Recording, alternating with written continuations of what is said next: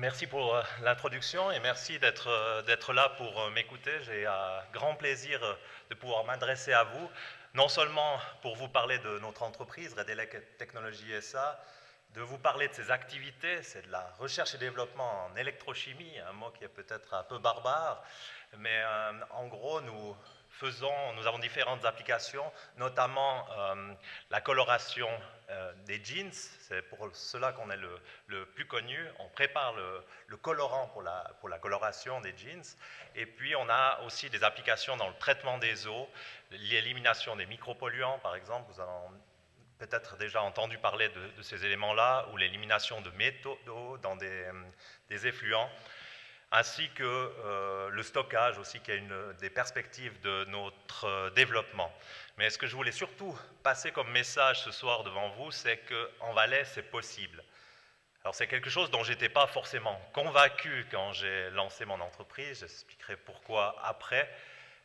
Quand vous êtes entrepreneur, on vous dit souvent que ce que vous imaginez de faire, c'est impossible, et puis parfois, quand vous êtes à l'extérieur du canton, de dire qu'on va venir en Valais, ça semble encore plus invraisemblable.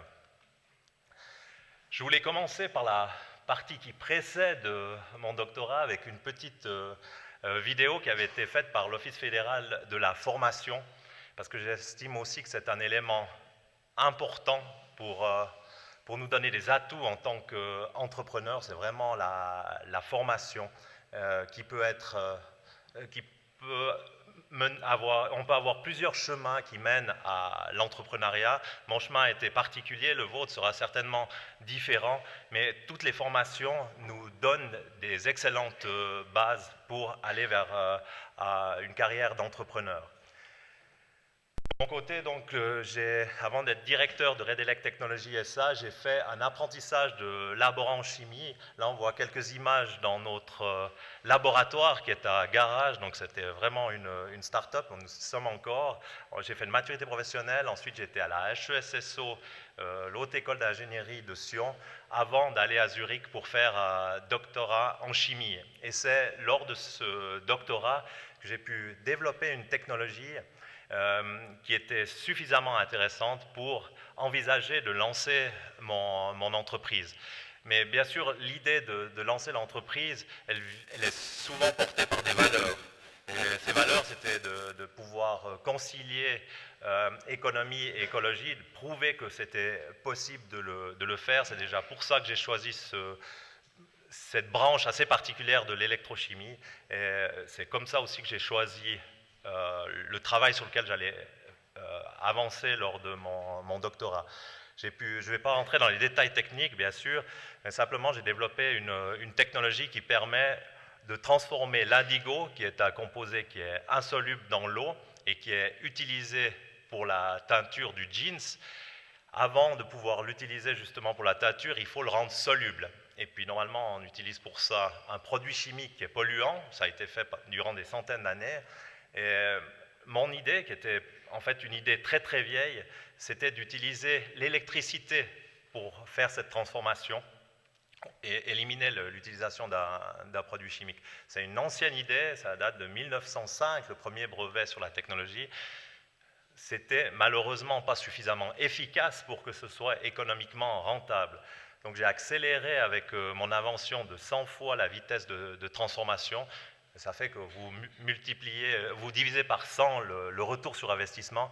Et puis à la fin de mon doctorat, j'avais dans les mains une technologie qui avait le potentiel d'être industrialisée, puis d'avoir un retour d'investissement que je calculais vers les 3-4 ans de retour d'investissement, ce qui me semblait très intéressant.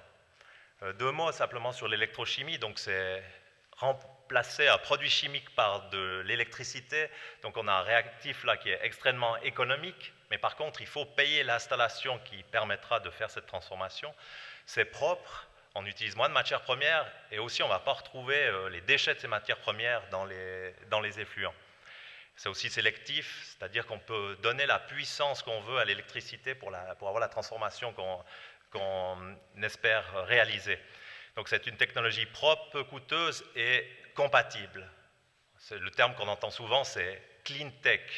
Donc là, on tombe sur ce côté écologique et ce côté économique. Et le chemin a été long. Une fois qu'on a la technologie quelque part en main au niveau du laboratoire, il faut aller jusqu'au niveau industriel. Bien sûr, la première question que je me suis posée, c'est où je pose mes valises à la sortie du doctorat pour continuer le projet. Je n'ai pas du tout pensé au Valais dans un premier temps. Je pensais être proche des écoles polytechniques, être à Zurich, rester à Zurich malgré la barrière de la langue que je n'avais encore pas réussi à franchir malgré mon doctorat là-bas, et puis revenir sur Lausanne. Et c'est là que j'ai découvert le BioArc. Alors c'était le tout début de la fondation ZIARC, et puis on m'a expliqué qu'il y avait en Valais toutes les structures nécessaires pour accueillir une start-up, notamment un laboratoire, mais aussi l'accompagnement des jeunes entrepreneurs, parce qu'on a un bagage scientifique, mais une entreprise, ça reste une autre problématique. Et puis, deuxième effet assez extraordinaire du Valais, c'était la question de financement. Vous avez tout à l'heure M. Dany Anti qui vous a dit qu'il était à des investisseurs. Les investisseurs de notre entreprise, c'est ce qu'on appelle des FFF, c'est pour la famille, les amis et les fous. M. Anti en faisait partie, qui ont été intéressés par le projet en se disant c'est quelque chose qu'on n'a jamais vu en Valais. Chimiste, c'est déjà une branche normalement qu'on imagine mal avec une idée de start-up. Et puis une technologie qui va toucher le textile. Alors, le textile, c'est la mode, ça fait toujours rêver malgré les conséquences au niveau de l'environnement. Et puis que ça puisse être réalisé en Valais, ça a donné cet intérêt auprès d'investisseurs qui fait que je n'ai jamais eu besoin d'aller taper aux portes des gens pour lever les montants nécessaires pour aller à l'industrialisation. Donc pour faire ces pas du laboratoire jusqu'au niveau industriel, il fallait à peu près 1 million de francs pour pouvoir le réaliser, pour pouvoir aller jusqu'à un prototype industriel, pour montrer la faisabilité et puis être capable de produire plusieurs tonnes de colorants et faire des essais de teinture avec ça. J'étais au BioArc, puis c'est un autre miracle du Valais. Il y a, lors d'une assemblée primaire un soir dans la commune de Ried, il y a un citoyen qui se lève et puis qui dit j'ai vu dans le journal qu'un jeune de Ried avait dû aller jusqu'à Montaix pour trouver des locaux. Il faut absolument qu'on lui trouve des locaux à Ried. Puis ça tombait bien parce que effectivement je commençais à être à l'étroit dans mon laboratoire. J'ai la visite du président et puis qui nous a posé la question, mais quelles sont vos difficultés, est-ce que vous avez besoin de locaux, etc. Et puis ils nous ont trouvé, alors ça ne s'invente pas non plus, une nouvelle place dans les anciens abattoirs de la commune de Ried. Et puis ces anciens abattoirs sont devenus notre atelier laboratoire. Ensuite, on a été à l'étroit aussi dans ces locaux puisqu'il fallait construire un prototype industriel. Et c'est là qu'on a été accueillis par la société suisse des explosifs. On a rendu leur vie un petit peu plus bleue quelque temps, mais on avait besoin des services qu'amène une grande industrie pour pouvoir accompagner le développement et puis le fonctionnement d'une telle installation. 2 mots sur l'impact environnemental de notre technologie. Ça, on le savait déjà à la sortie du doctorat. Avec une production d'un bas de coloration avec la méthode électrochimique plutôt que la méthode chimique, on diminuait l'énergie consommée par 5 et puis l'empreinte écologique par 8. Si vous prenez l'empreinte carbone, c'était même par 10 qu'on pouvait diviser avec l'électrochimie. J'ai fait un petit calcul pour montrer le potentiel d'économie d'énergie au niveau mondial. C'est pratiquement une demi-centrale nucléaire. Donc vous voyez, sur une petite application de l'électrochimie, on a ce retour en gain d'énergie. Donc on peut imaginer tout ce que la clean tech peut apporter, au-delà bien sûr de l'électrochimie, toutes les technologies clean tech, ce qu'elles peuvent apporter dans la résolution des problèmes au niveau de l'empreinte carbone. une fois qu'on a montré au niveau industriel que ça fonctionnait, on a pratiquement failli abandonner l'idée d'aller vraiment dans l'industrie avec une installation. On avait prouvé que ça fonctionnait au niveau économique, on avait prouvé que ça fonctionnait au niveau technique. Par contre, on n'arrivait pas à trouver les gens qui étaient prêts à faire l'investissement nécessaire pour l'industrialisation finale et la commercialisation. Et puis, c'est là qu'on a eu la chance d'avoir une entreprise suisse qui s'est rapprochée de nous, qui est venue d'ailleurs nous voir à l'époque à la Société suisse des explosifs, et puis qui a commencé à dialoguer avec nous, parce que cette entreprise-là était dans l'industrie du textile, dans un domaine assez différent de ce qu'on faisait, c'est plutôt des machines de tissage.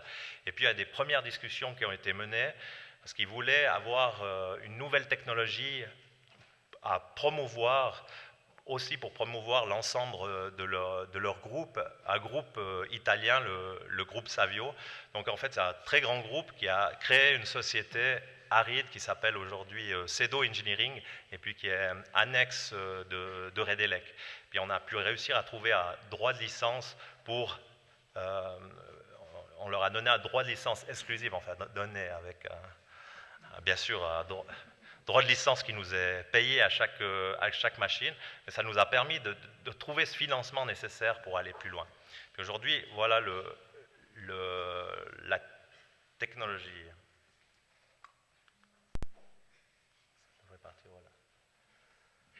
Alors l'idée, c'est de développer une technologie plus intelligente pour produire cet indigo nécessaire à l'industrie du jean. On pense souvent jeans à la mode, alors c'est une partie, mais en fait les marques, c'est pas elles qui vont nous apporter du support pour créer un tel produit. Donc ce qu'on veut produire, c'est du colorant sous forme soluble directement sur le site du producteur. Et pour ça, on a dû donc développer une installation.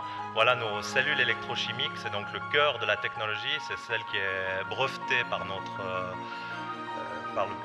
le brevet qu'on a déposé à l'époque du doctorat.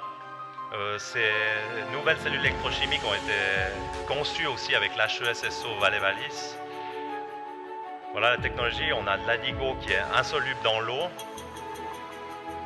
On va l'introduire dans l'eau, justement ça va former une espèce de boue. Ensuite on la passe dans un tank principal et on va faire circuler au travers de notre cellule électrochimique. Alors là je vais de nouveau pas trop dans les détails techniques, mais l'indigo va recevoir des électrons dans cette cellule et puis être transformé en leuco-indigo, l'espèce soluble. Ça a même un changement de couleur, ça devient jaune. Et puis ce colorant qui est devenu jaune, on va l'utiliser pour faire la teinture, donc le faire monter sur le fil de coton. Et puis une fois que la coloration a été faite, on oxyde tout ça et ça revient dans la forme insoluble du denim. Encore une fois, l'empreinte énergétique est nettement améliorée, l'empreinte environnementale également. Et puis vous voyez là à l'avant un élément extrêmement important, c'est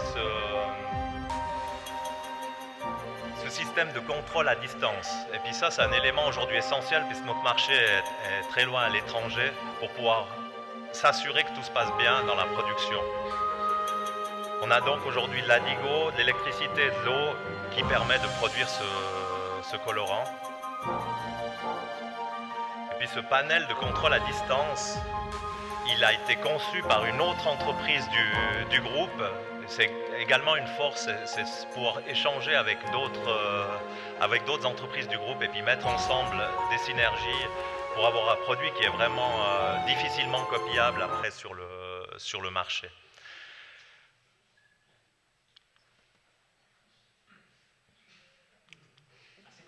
Non. Ça veut dire que je dois accélérer le... Non, je crois que j'ai 12 minutes ou même... Au niveau du timing. Ah, le film il est terminé, mais pas la présentation. Ah, ok. Mais là, ouais, c'est bloqué, alors je sais pas.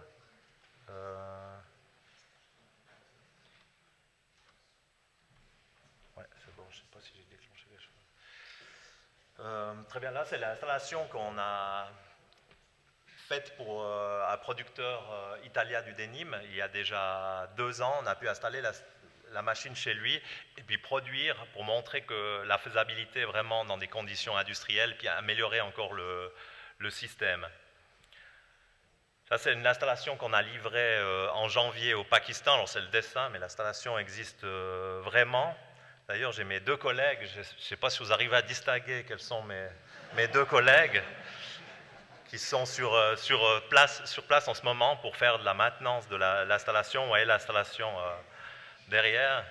On voit qu'ils ne sont pas forcément équipés comme nous pour aller dans l'industrie chimique.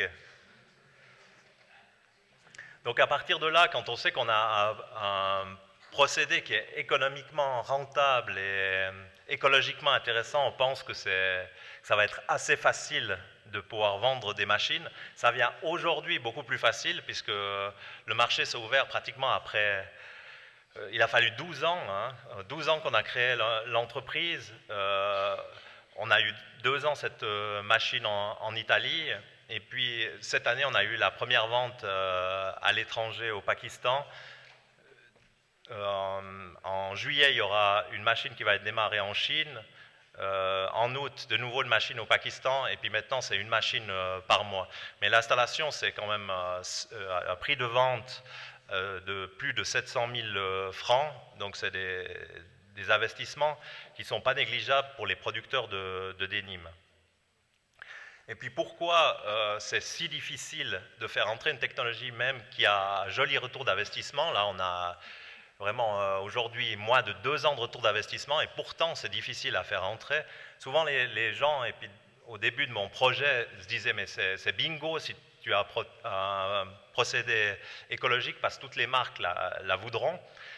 Alors pourquoi les marques ne sont pas directement intéressées de soutenir des nouvelles technologies, en tout cas au niveau du développement? Vous pouvez imaginer quand vous essayez de choisir un jeans, est-ce que vous considérez le paramètre écologique?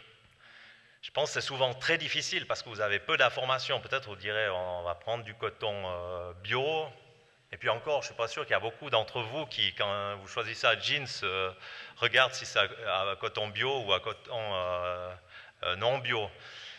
Donc c'est vraiment difficile d'avoir une traçabilité sur ces habits. Même si vous regardez le prix, vous allez aussi faire des concessions au prix par rapport au jeans qui vous plaît. Si le jeans à 70 francs vous plaît moins que celui à 80 francs, vous allez prendre celui à 80 francs. Donc on voit que le paramètre écologique joue pratiquement pas de rôle dans le choix du consommateur, je dis en majorité. Bien sûr qu'il y a des niches où les consommateurs visent vraiment ça, mais encore aujourd'hui, il y a très peu de consommateurs qui s'intéressent aux paramètres écologiques parce que simplement l'information n'est pas accessible.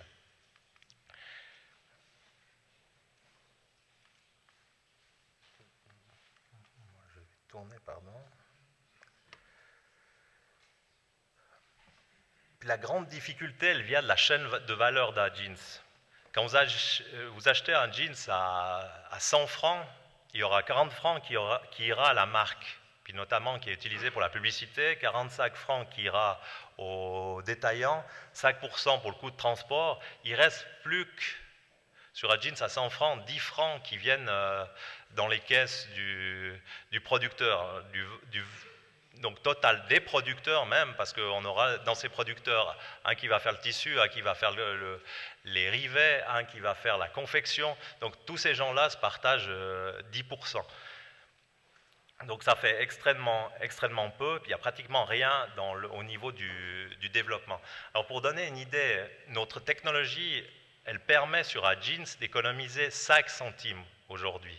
5 centimes par jeans. Alors ça vous semble rien, mais une machine à 700 000 francs, elle permet de faire 10 millions de jeans par année.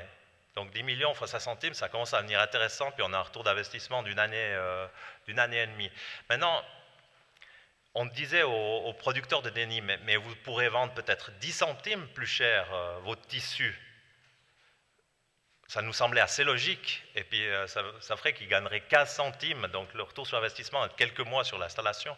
Alors le producteur de denim et tous avaient le même discours, disaient si la marque de jeans apprend qu'on peut économiser 5 centimes, cette marge-là, ils voudront l'avoir et puis faire baisser le prix du denim. C'est des choses qu'on ne considère peut-être pas au début, mais dans les marchés très conservateurs ou les industries très conservatrices, c'est extrêmement compliqué de rentrer parce qu'il y a cette peur-là de l'innovation. On va innover, on va prendre un risque financier, puis derrière, on va nous bouffer la marge parce qu'on a une multitude de clients qui peuvent, de fournisseurs qui peuvent fournir la même chose que nous. Donc une idée qui nous est venue, mais c'est une idée qui peut que venir en aval lorsqu'on a la technologie sur le marché, c'est de développer un label qui permet d'identifier nos jeans, parce qu'ils ne sont pas très différents des autres.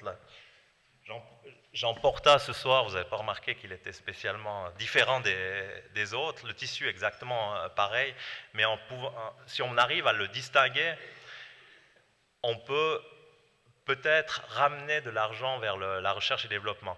Imaginez avec un franc par jeans de ce type qui vient dans la recherche du développement, si on a une machine qui a produit 10 millions de jeans par année, on aurait eu 10 millions, ce qui aurait couvert l'entier des investissements qu'on a eu à faire jusqu'à maintenant. Mais le marché, il fonctionne jusqu'à maintenant pas comme ça. Si on veut faire connaître notre jeans, il y a aussi un grand travail à fournir. Pour finir, un mot sur le projet aujourd'hui. On est toujours une toute petite équipe, puisque Red Electric Technologies, c'est toujours 2 employés. On est plutôt sur le traitement des eaux aujourd'hui, et puis on fait la R&D toujours pour CEDO Engineering. CEDO Engineering, c'est 6 employés, donc 4 employés qui étaient avant chez Red Elec. Puis aujourd'hui, comme je vous ai dit, on a une machine à sortir par mois, plus la maintenance assurée sur les machines qui sont sur le marché. Donc on a une équipe qui est très restreinte, et malgré tout, on a le nouveau danger qui nous arrive, parce qu'on n'a jamais été très en sécurité avec notre entreprise. Le nouveau danger, c'est que sur le marché, tout d'un coup, il y a quelques machines qui ont des problèmes, et puis qu'on ne peut pas répondre immédiatement aux besoins du client, et puis ça pourrait créer des situations problématiques qui pourraient casser notre marché puis casser notre image dans l'industrie.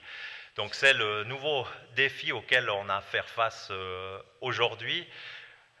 Les investissements devraient venir aussi du groupe Savio. Eux-mêmes traversent certaines difficultés qui font que, en fait, tout est possible en Valais, mais aussi quand on est entrepreneur, c'est une vie absolument passionnante. Mais aussi, c'est aussi des tensions qui s'arrêtent jamais. Mais c'est aussi ce qui fait l'intérêt d'oser entreprendre. Alors, je ne veux pas vous décourager d'entreprendre, au contraire. Mais par contre, comme l'a dit Daniel Anti tout à l'heure, il faut de la résistance et de la résilience.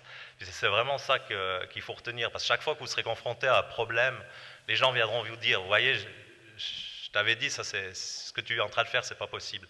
Malgré tout, il faut continuer d'y croire, et puis il y a toujours en tout cas, il y a toujours un chemin qui s'ouvre. Ça n'a rien à voir avec le premier chemin sur lequel on estimait marcher, mais comme on dit souvent, c'est le chemin qui fait la beauté.